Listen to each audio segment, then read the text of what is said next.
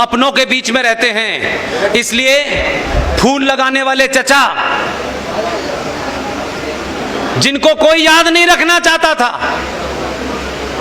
खामखा इस देश के बच्चों पे अत्याचार कर दिया।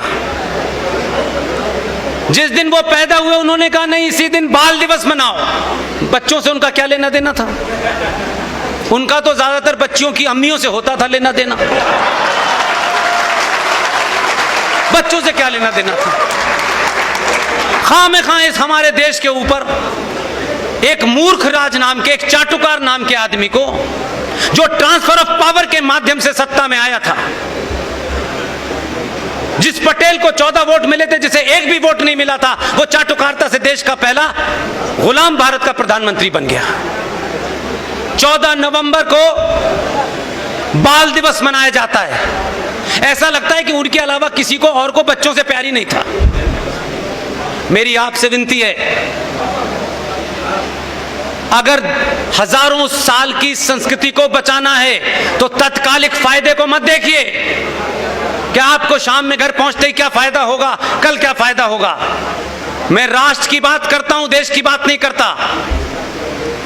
आप पूरी ताकत से, आप गुप्ता हैं, शर्मा हैं, मिश्रा हैं, ठाकुर हैं, जो भी हैं, ये सामाजिक व्यवस्था का रूप था। ये ब्राह्मण होगा ये काम करेगा, ठाकुर ये काम करेगा, ये हमारी मजहबी व्यवस्था नहीं थी। 14 नवंबर के कलंक को समाप्त करने के लिए अभी दिसंबर आ रहा है। आप ध्यान रखिएगा, गुरु गोविंद सिंह के छात्र पुत्र थे, 2 चमकौर के युद्ध में मार दिए गए और 2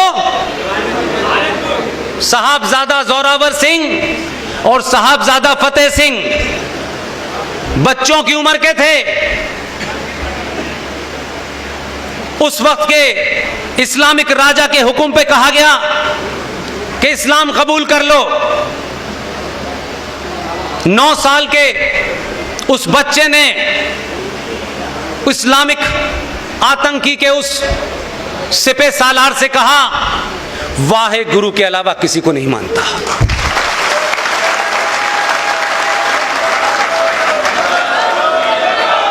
अगर किसी सियासी दल की मक्कारी, अगर किसी सियासी दल ने इनके खून से होली खेली है तो आपको और मुझे किसने रोका है? 26 दिसंबर को उन दोनों शहजादों को दीवार में चिनवा दिया गया, इसलिए कि उन्होंने इस्लाम कबूल नहीं किया।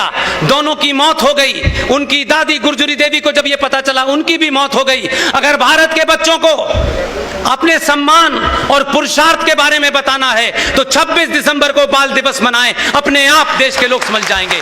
बहुत बहुत धन्यवाद। Thank you very much.